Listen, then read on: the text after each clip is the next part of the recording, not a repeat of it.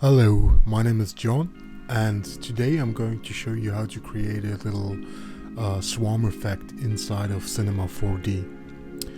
It's nothing fancy, it's a really simple method, and we're not going to use any kind of third-party plugins or any kind of particle systems at all. So it's really simple. So let's start it. We have a brand new scene here, and I will create a sphere.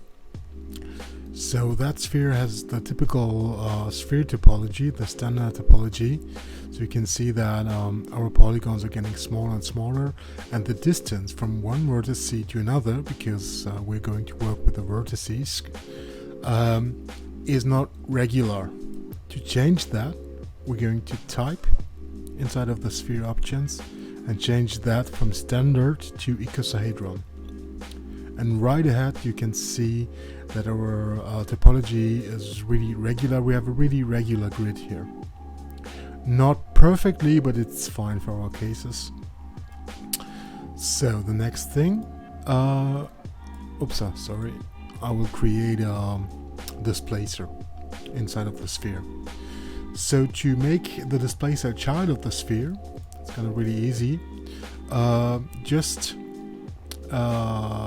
It's important that the sphere is selected, and then you click on displacer by holding shift, and then it will be automatically a child. Otherwise it will be just there and you have to put it inside manually. It's not a big deal, but it can save a little time if you make this really intuitive. Okay, so the displacer, we need that to display the surface of our sphere. To do that, we need an input information, and for that we have the shader. We will use a noise for that, and right ahead you see, okay, we can see some deformation, but not really clearly, and this has to do with the amount of polygons of our sphere. So when I'm going here into the settings of the noise and changing the global scale, you won't really see any kind of differences, right? So to better visualize that and to actually know what we're doing and to see what we're doing, we will only for that reason change the segment amount. And you see, okay, we can see our noise kind of clearly here, and we can really precisely adapt the noise scale for our use cases. Okay, I'm going to scale that up, or maybe to 600. Okay, and I'm going to go. I'm going back to the object settings, and I can change the height here. So you have a couple of options from the type of the height. They are showing here. Intensity centered means that we have a minus value and a plus value, and they are defined by the color of the shading. So white is the plus value, minus is the black is the minus value. That means that white will go 46 centimeters up in the direction of the local normals, and black will go 46 centimeters down from the direction of the local normals.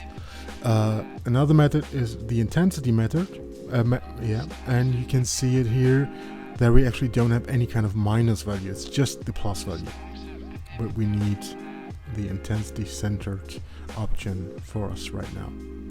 Okay, it's looking good, but we don't have any kind of animation here, and we will change this by going into our noise shader and changing the animation speed.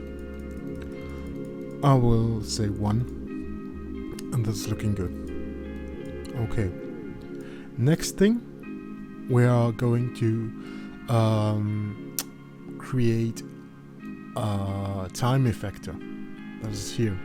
Remember, just hold shift, and it's a child. Well, I had the displacer selected, so it's the child of the displacer right now. What is important here is the hierarchy of these elements underneath the sphere. So it's important that the time effect is underneath the displacer, and you will see why in a second.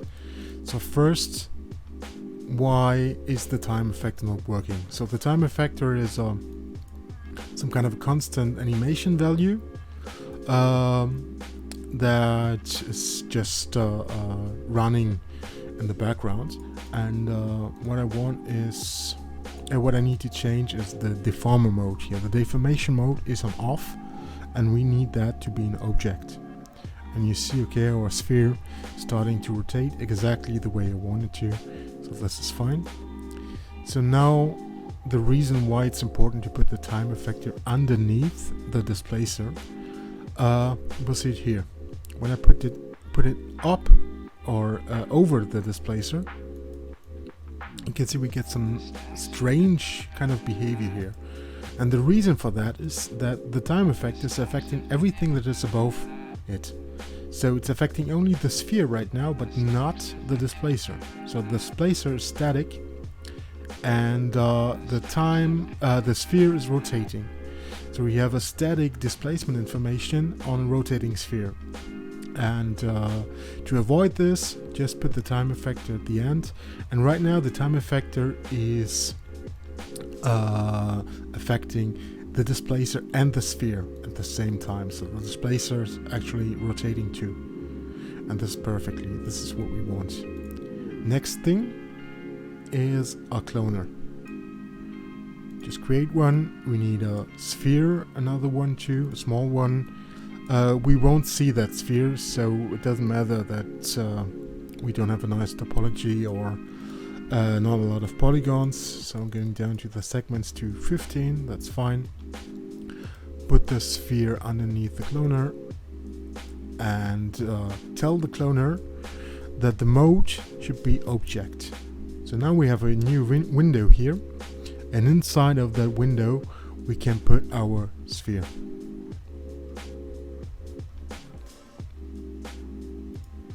So we have a lot of spheres here because I forgot to decrease the segment amount. Go to 40, that's fine. Okay, reactivate this. Okay, so this cloner will clone all the spheres on the locations of the vertices. As you can see it here, the distribution is vertex, so this is fine. We'll scale it down a little bit. Okay, looking good. Maybe even decrease the polygon amount a little bit of the sphere. So that is fine. I will scale them up a little bit. Okay, so we get this. This is okay. Yeah, I think I like it. We can work with that. Next thing is that our cloner needs an effector, random effector. So this is working a little bit different here with the cloner. Actually, you just need to have the cloner selected and then select the random effector. It doesn't matter that it's not a child here. And you see, okay, the random effect is activated, but it's not really looking good, not really organic. It's just like just a simple noise. So I will change this from random to noise and change the space from global to UV. And you can see we get more like some kind of an organic movement here. And I like this. Maybe I'm going to deactivate the displacer and the time effector to have a really focused visualization of the random effector here and what we're going to do here. So I will change the animation speed a little bit, make it slower. Okay, and also the scale. Something like this. Don't need to be too much because we have already the displacer here, and if we put too much movement inside, it just don't look good. So okay, that's fine.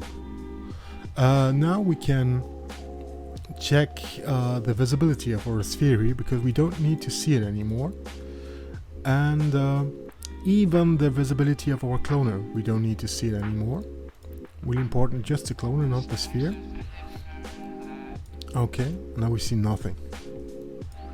That's fine because we just need the coordinates of the clones from our cloner to create a tracer. So just let your cloner select it and go to MoGraph and add a tracer. And if I hit play now, you can see that every single clone is creating its own path, and this path is actually a spline.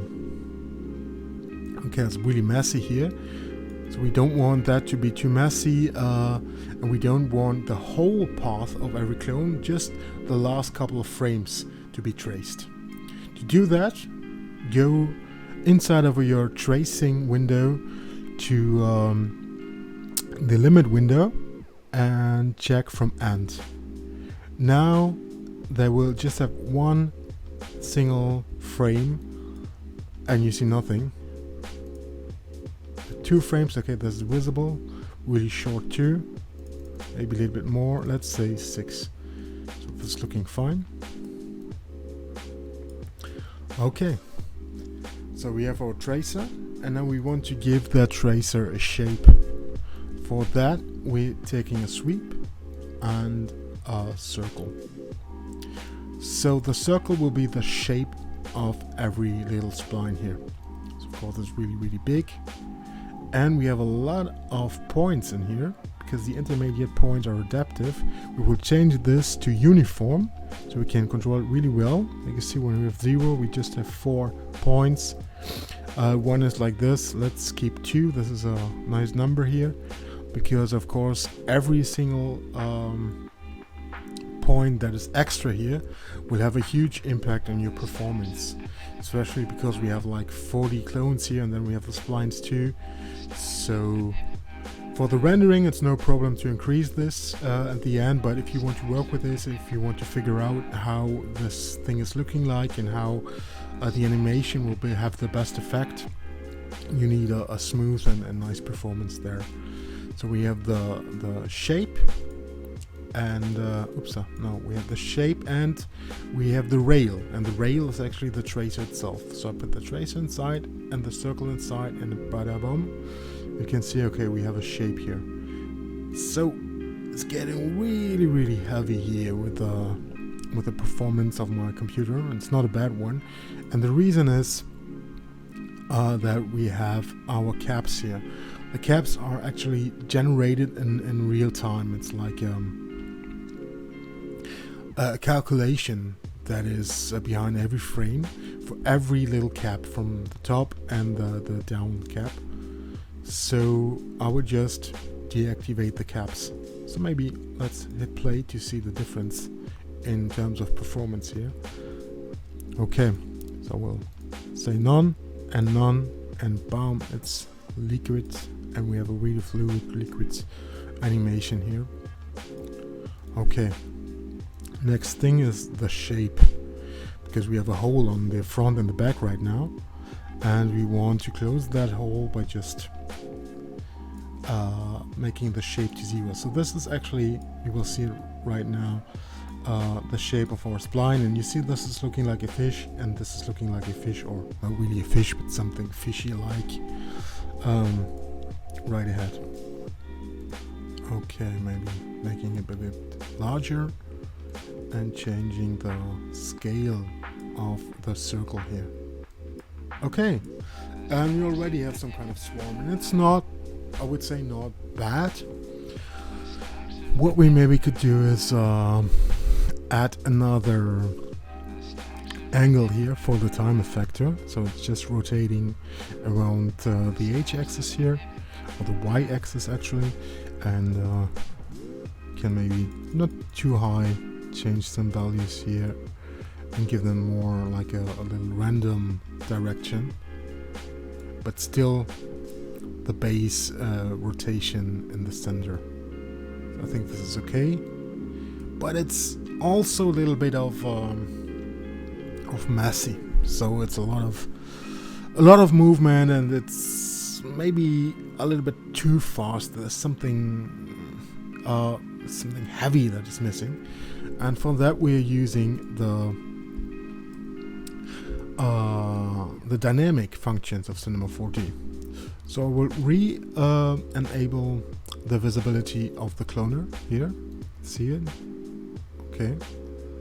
And I will change the sphere by adding a rigid body.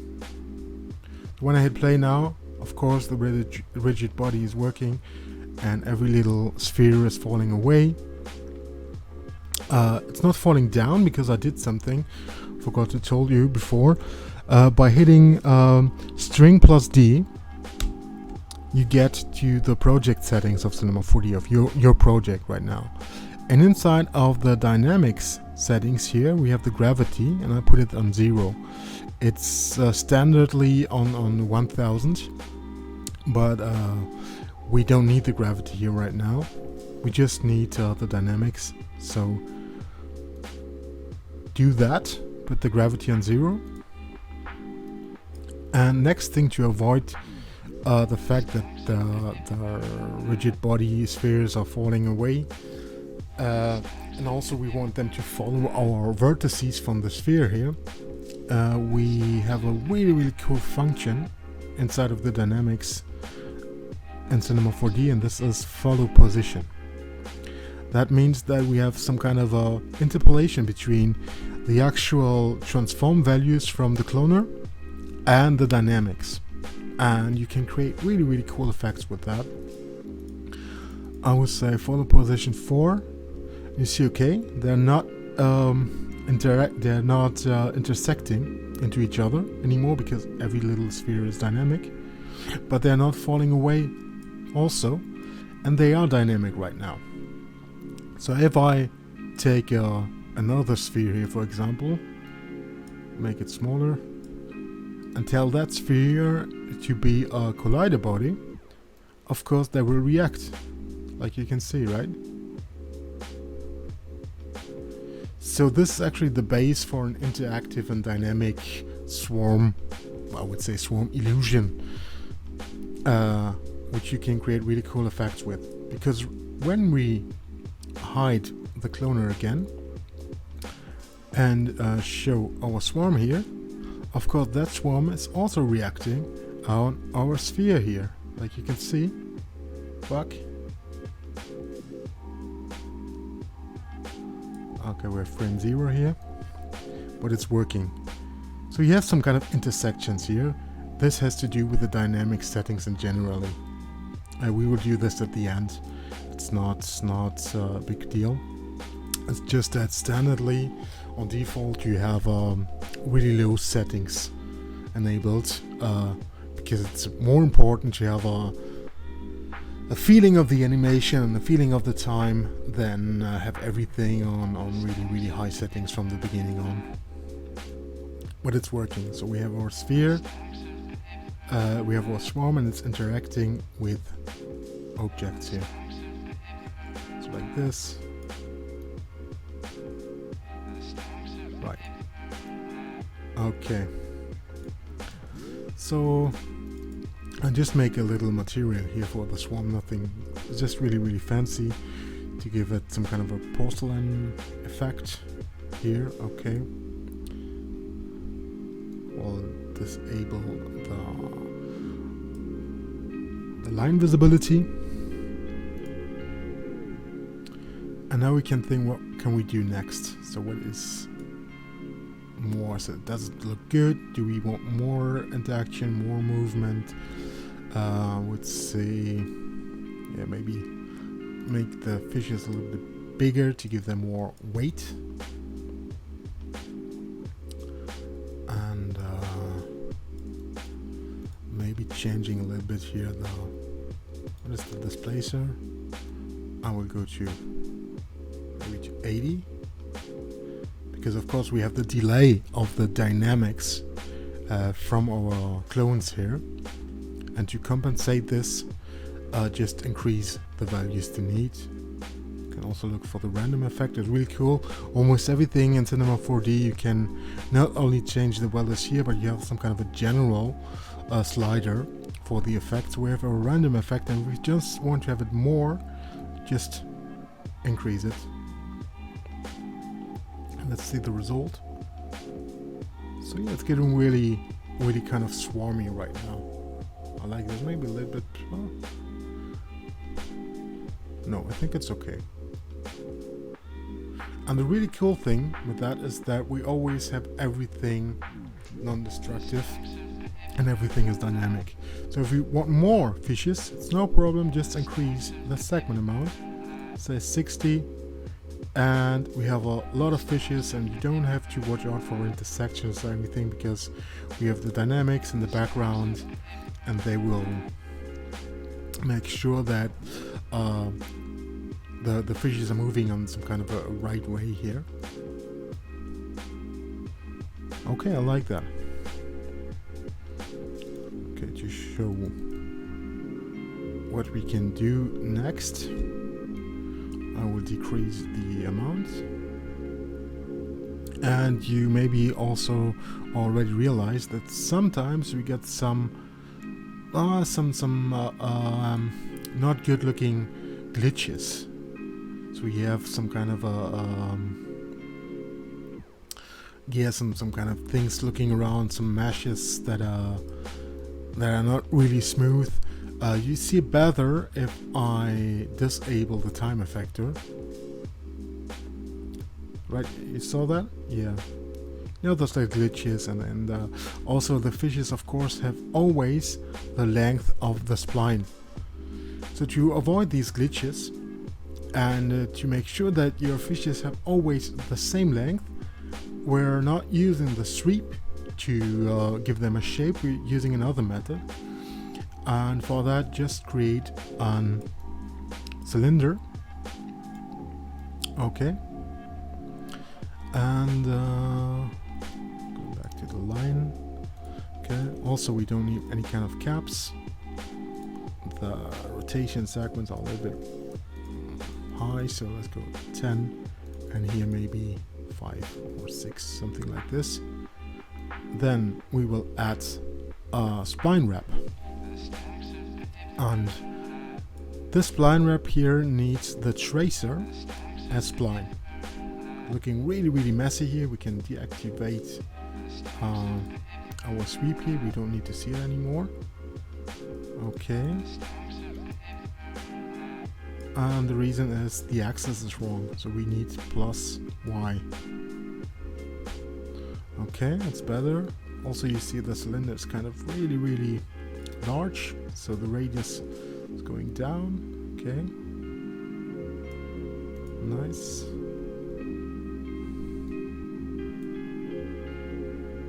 And inside of our spline wrap settings here, we have the mode fit spline. So we will say keep length, what will create this, because our cylinder is really high.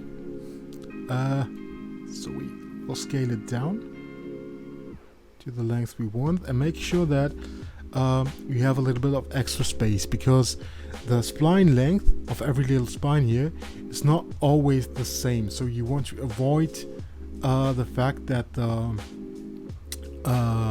the cylinder is higher or longer than the spline. So first of all, we're changing the size of our cylinder because it doesn't look good like that. Okay, like with the sweep, just change it here. Okay, that's looking good.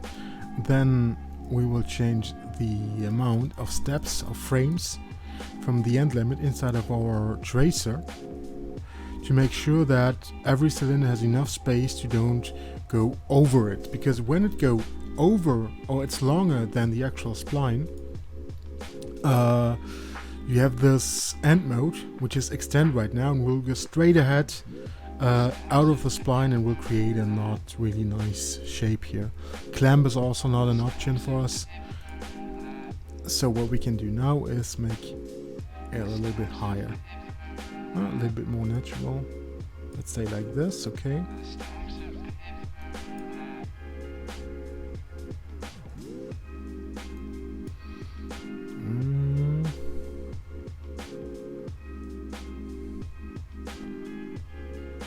Yeah. Oh, forgot to activate this here. Okay. nice. Okay, we don't need to see the tracer anymore, and we don't need the sweep anymore also.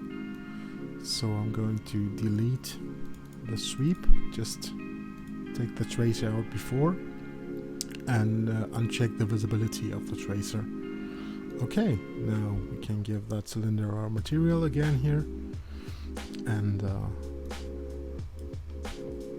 a look. Okay, so I want to say I want them to be a little bit larger. Okay, it's fine. But also you get this unnice looking artifacts here, and this has to do with the fong of the cylinder. So just change that, go up to the 180 degrees. So it's getting smoother. And yeah, we got the swarm here. I think it's working fine, maybe even a little bit more. I kind of like this when it's a little bit more heavy. You get more this feeling of mass and meat. Okay. What else? Yeah, the length of the tracer should be a little bit more. Let's say 21, and increase the height too.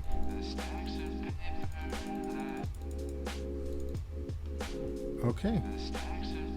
So we got that here. And now you can do everything with this. I mean, if you have your own creature or fish shape, I mean a 3D object of a fish or something, you can use this method too.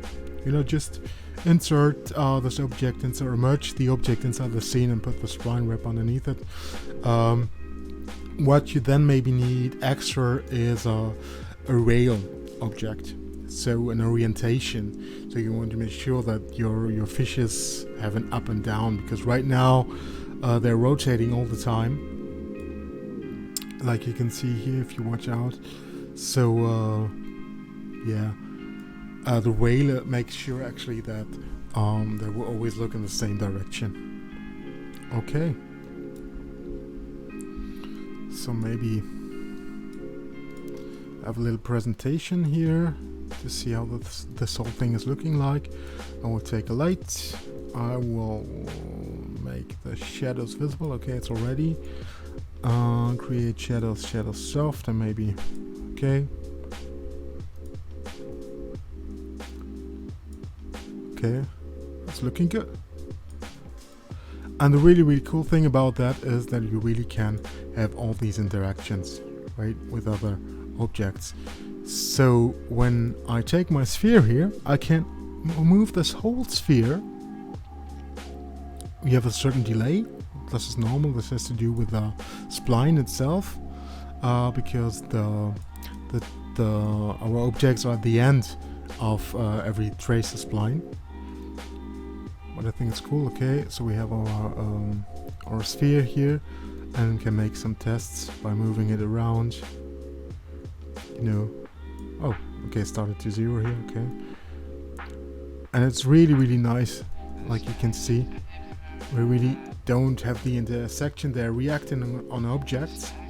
You can use this in every way you want. You can use this with text and other objects. You even can use the matrix effector, which is here, which is really cool, or the matrix. If you want to switch or morph from one clone to the other, that can be really cool. So you can create really complex shapes even with that. But of course the possibilities are limited because we don't have real particles. But I like the effect. Maybe testing it out with another cylinder here.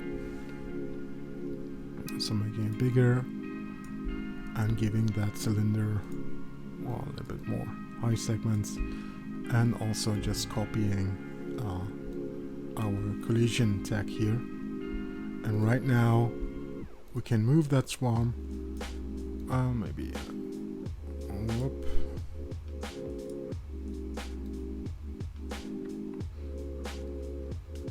Onto the sphere, and will not. Okay, come on. Okay, and will not intersect with the sphere. So it's completely dynamical in real time. And same thing for the cylinder. You see they're really stuck in there.